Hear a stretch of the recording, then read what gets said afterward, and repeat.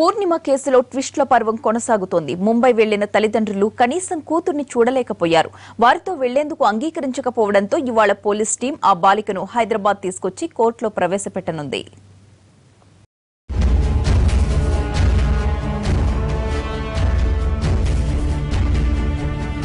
కనిపించకుండా పోయిన కూతురి ఆచూకీ 40 రోజుల తర్వాత తెలిసిందే.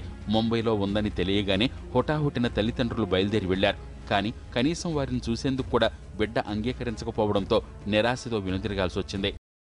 కట్పల్లి బాలిక పూర్ణిమ తల్లిదండ్రులకు ముంబైలో ఎదురైన అనుభవం.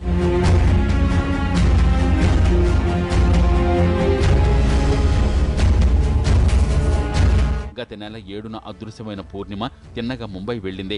అక్కడ పేరు మార్చుకుని బాలాసదన్లో ఆశ్రయం పొందింది. తీరా అక్కడ ఉన్న పోలీసులు కనిపెట్టారు. పేరెంట్స్కు సమాచారం అందించారు. దీంతో వెంట తీసుకొద్దామని ఆతృతగా తల్లిదండ్రులు ముంబై వెళ్లారు. కానీ అక్కడ ఆ బాలిక మాటలు విని ఆశ్చర్యపోయారు.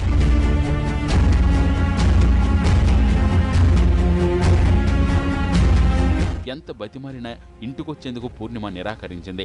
తన మొహం చూస్తే తల్లిదండ్రులకు హాని కలుగుతుందని, కలవచ్చిందని, అందుకే ఏడాది పాటు వారికి దూరంగా ఉంటానని ఆమె చెప్పడంతో ఏం చేయాలో తెలియక తిరిగి హైదరాబాద్ వచ్చేశారు.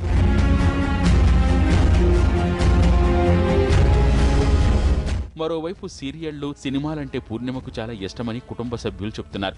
ఆ పిచ్చితోనే నటించేందుకు ముంబై వెళ్లి ఉంటుందన్న అనుమానాలు కలుగుతున్నాయి. మరోవైపు ఇవాళ పూర్ణిమను ముంబై నుంచి హైదరాబాద్ తీసుకురానున్నారు పోలీసులు. తర్వాత న్యాయస్థానంలో ప్రవేశపెట్టి తర్వాత ఆదేశాల మేరకు నిర్ణయం తీసుకోనున్నారు.